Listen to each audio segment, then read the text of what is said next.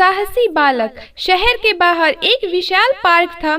उसी के साथ एक गहरी नदी तीव्र वेग से बहती थी। शाम के समय बच्चे, बूढ़े और जवान सभी पार्क में बिछी हरी हरी धूप क्यारियों में खिले रंग बिरंगे फूल, तरह तरह के पेड़, लताएं और फव्वारों के बीच बैठकर फुर्सत के क्षणों का आनंद लूटते थे।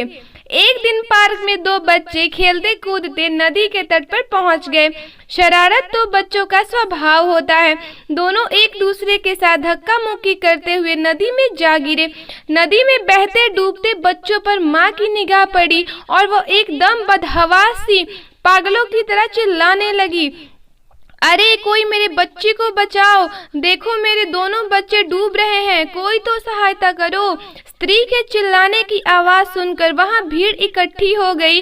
नदी गहरी थी, किसी की भी नदी में कूदने की हिम्मत नहीं हो रही थी। सब मूक दर्शक बने खड़े थे। माँ हाथ पीटकर चिल्ला रही थी। वह स्वयं ही दौड़कर नदी में कूदने ही वाली थी कि तभी अचानक कहीं से एक लड़का दौड़ता हुआ आया। उसने बच्चों को डूबते हुए देखा तो प्राणों की परवाह किए बिना ही उसने तुरंत नदी में छलांग लगा दी। वह तीर की तरह तैरकर डूबते उठते बच्चों के पास पहुंचा, उन्हें पकड़कर पीठ पर लादा और तैरते हुए बच्चों को सुरक्षित किनारे पर ले आया। सभी दर्शक उसकी उदार साहसिकता को देखकर अचंभित रह गए। सभी मुक्त कंठ से लड़के की प्रशंसा करते हुए कह रहे थे, यह तो कोई मसीहा है जो अचानक प्रकट होकर बच्चों की रक्षा के लिए आ गया। बच्चों की माँ ने रोते रोते लड़कों को सैकड़ों दुआएं दे डाली। उसने कई बार प्यार से उसका माथा चूमा। इस साहसी और वीर बालक का जन्म एक गरीब किसान में हुआ था। इस बालक में आरंभ से ही उदारता, साहसिकता और परोपकारिता कूट कूट कर भरी हुई थी।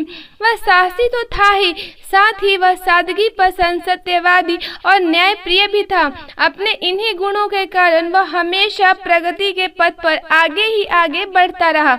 जिस मनुष्य में सादगी हो, सच्चाई हो, साहस और धैर्य हो, मुश्किल से मुश्किल परिस्थितियों से जूझने का दिल हो, तभी वह व्यक्ति महापुरुष होगा। दोस्तों, अगर आपको ये कहानी पसंद आई हो तो आप इस वीडियो को लाइक, शेयर करना और इस चैनल को सब्सक्राइब करना ना भूलें। धन्यवाद।